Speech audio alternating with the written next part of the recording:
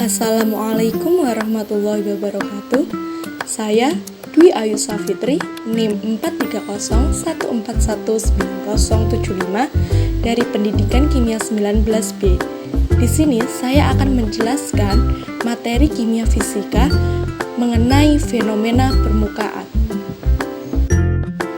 Saya akan menjelaskan 3 sumber, yaitu yang pertama koloid, yang kedua elektrolit koloid, sabun dan deterjen, yang ketiga emulsi dan busa. Koloid.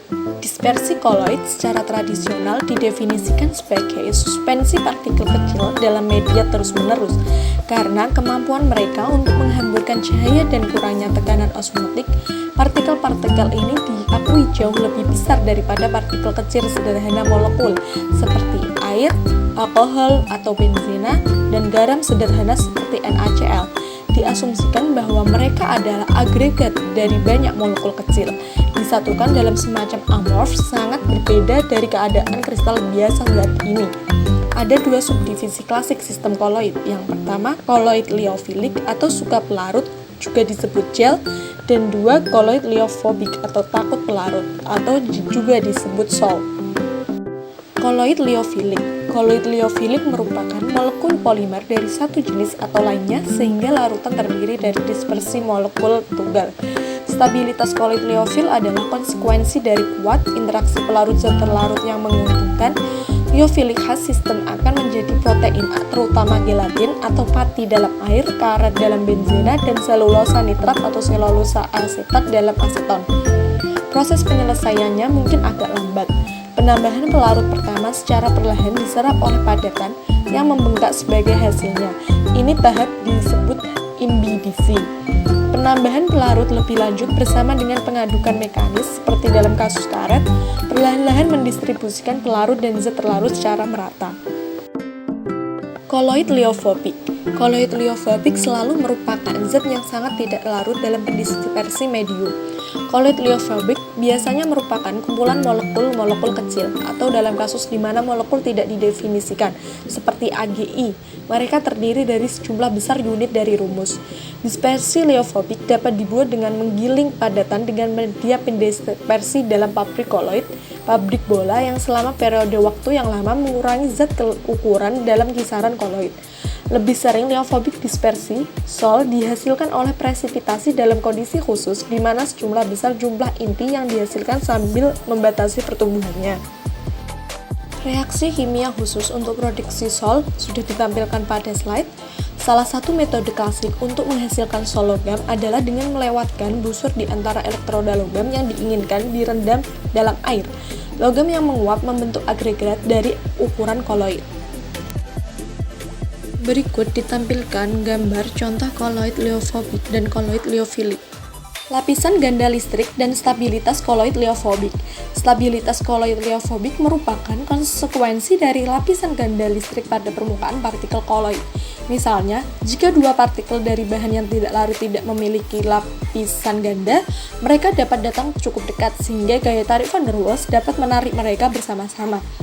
Berlawanan dengan perilaku ini, anggaplah bahwa partikel memang memiliki lapisan ganda seperti yang ditujukan pada gambar yang telah tertera pada slide. Efek keseluruhannya adalah partikel-partikel itu saling tolak pada jarak pemisahan yang jauh. Karena ketika 2 partikel mendekat, jarak antara sejenisnya biaya atau rata-rata kurang dari itu antara biaya yang tidak sama.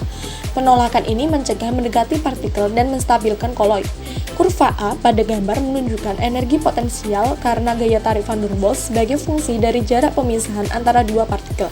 Kurva B menunjukkan energi tolakan. Gabungan kurva tolakan 2 lapis dan gaya tarik van der Waals ditunjukkan oleh kurva C. Begitu selama kurva C memiliki maksimum, koloid akan memiliki stabilitas. Yang kedua, elektrolit koloid, sabun dan deterjen. Garam logam dari asam lemak rantai panjang adalah sabun. Contoh paling umum adalah natrium stearat. Pada konsentrasi rendah, larutan natrium stearat terdiri dari ion natrium dan stearat individu yang tersebar di seluruh larutan dalam wadah yang sama. Cara seperti dalam larutan garam biasa. Pada konsentrasi yang agak pasti, misal kritis konsentrasi, ion stearat beragregasi menjadi gumpalan yang disebut misal, yang ditunjukkan pada gambar di sebelahnya. Misel mengandung mungkin 50-100 ion stearat individu. Misalnya kira-kira bulat dan rantai hidrokarbonnya ada di bagian dalam, meninggalkan gugus COO- yang polar pada permukaan luar. Ini adalah permukaan luar yang bersentuhan dengan air, dan kutub kelompok di permukaan luar menstabilkan misel dalam larutan air. Misel adalah ukuran partikel koloid karena bermuatan itu adalah ion koloid. Misel mengikat sejumlah besar ion positif ke permukaannya sebagai ion lawan yang sangat mengurangi muatannya. Pembentukan misel menghasilkan penurunan tajam dalam konduktivitas listrik per mol elektrolit. Misalkan terdapat 100 ion natrium dan 100 stearat secara individu, jika ion stearat beragregasi menjadi misel dan misel mengikat 70 Na+ lawan ion, maka akan ada ion 30 Na+ dan 1 ion misel yang bermuatan min 30 unit sebanyak 31 ion. Jumlah natrium stearat yang sama akan menghasilkan 200 ion sebagai individu, tapi hanya 31 ion jika misel terbentuk. Pengurangan jumlah ion ini tajam mengurangi konduktivitas. Pembentukan misel juga mengurangi osmotik tekanan larutan, massa molar rata-rata, dan dengan demikian perkiraan rata-rata jumlah ion stearat dalam misel dapat diperoleh dari tekanan osmotik. Dengan memasukkan molekul hidrokarbon ke dalam interior hidrokarbon misel, larutan sabun dapat bertindak sebagai pelarut yang hidrokarbon. Aksi sabun sebagai pembersih sebagian tergantung pada kemampuan untuk menahan gemuk dalam suspensi. Deterjen memiliki struktur yang mirip dengan sabun. Deterjen anionik yang khas adalah alkyl sulfonat. Untuk tindakan deterjen yang baik, air harus memiliki setidaknya 16 karbon atom. Deterjen kationik seringkali merupakan garam amonium kuaterner, di mana salah satu alkyl kelompok adalah rantai panjang. CH3,3Rn plus Cl- adalah contoh tipikal jika R memiliki antara 12 dan 18 atom karbon. Yang ketiga, emulsi dan busa. Air dan minyak dapat dikocok secara mekanis untuk menghasilkan suspensi yang halus membagi tetesan minyak dalam air, suatu emulsi. Mayones adalah contoh rumah tangga biasa. Dimungkinkan juga untuk menghasilkan emulsi yang terdiri dari tetesan air dalam minyak terus-menerus fase, misalnya mentega. Dalam kedua jenis emulsi, tegangan antarmuka yang besar antara air dan minyak ditambah dengan luas antarmuka yang sangat besar menyiratkan bahwa emulsi memiliki energi Gibbs tinggi dibandingkan dengan fase yang dipisahkan. Untuk memasuk energi Gibbs ini dan jumlah kerja mekanik yang sama harus dikeluarkan untuk mencambuk atau memukul. Penambahan zat aktif permukaan seperti sabun atau deterjen atau molekul apapun dengan ujung kutub dan ujung hidrokarbon besar ke sistem minyak dan air yang terpisah menurunkan tegangan antarmuka secara nyata. Dengan cara ini, kebutuhan energi Gibbs untuk pembentukan emulsi dapat diturunkan. Aditif semacam itu disebut zat pengemulsi. Tegangan antarmuka diturunkan karena adsorpsi zat aktif permukaan pada antarmuka dengan ujung kutub dalam air dan ujung hidrokarbon dalam minyak. Itu tegangan antarmuka menurun seperti halnya ketika film monomolekul asam stearat menyebar di permukaan air dalam percobaan Langmuir. Busa terdiri dari sejumlah besar gelembung gas kecil dalam fase cair terus-menerus. Sebuah lapisan tipis cairan memisahkan dua gelembung gas.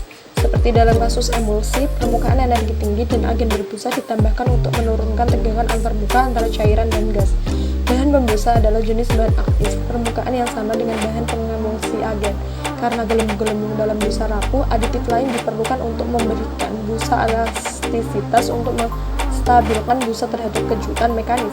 Alkohol rantai panjang atau jika sabun adalah zat pembusa, asam yang tidak terdisosiasi dapat berfungsi sebagai penstabil busa.